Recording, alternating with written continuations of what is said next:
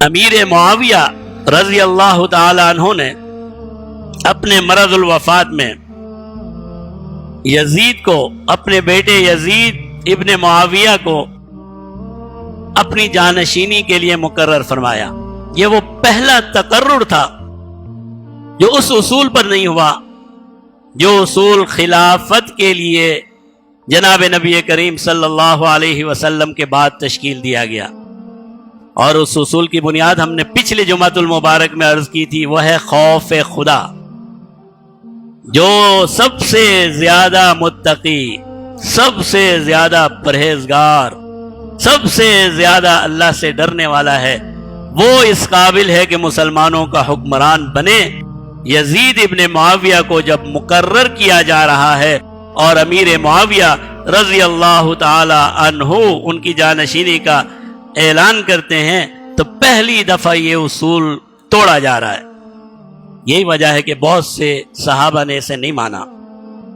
فرمایا یہ کوئی خاندانی وراثت نہیں ہے، یہ مسلمانوں کی حکومت کا، مسلمانوں کے نظام کا، مسلمانوں کے طرز حکمرانی کا سوال ہے۔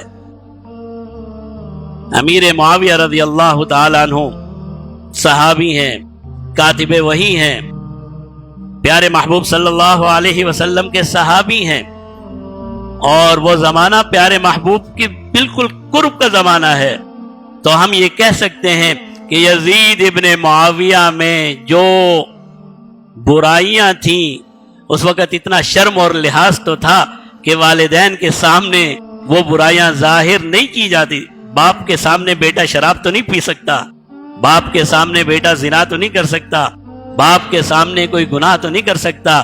اس لیے ہو سکتا ہے امیر معاویہ کے سامنے وہ برائیاں اس طرح سے نہ ہوں جس طرح سے بعد میں ظاہر ہوئی، یا انہوں نے یہ سوچا نوجوانی میں تو سب کرتے ہیں، لیکن جب اس کے اوپر ایک فرض آ جائے گا، ایک بوجھ آ جائے گا، تو پھر اس کی زندگی تبدیل ہو جائے گی۔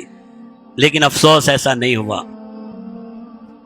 یزید کی زندگی تبدیل نہیں ہوئی، بلکہ وہ فسق اور فجور میں پہلے سے بھی آگے نکل گیا۔ پہلے تو باپ کا خوف تھا، اب وہ خوف بھی ختم ہو گیا۔ پہلے تو طاقت نہیں تھی، اب تو طاقت بھی اس کے ہاتھ میں آ گئی، اور پھر یہاں سے بنو امیہ کے خاندان کی حکومت کا آغاز ہوتا ہے۔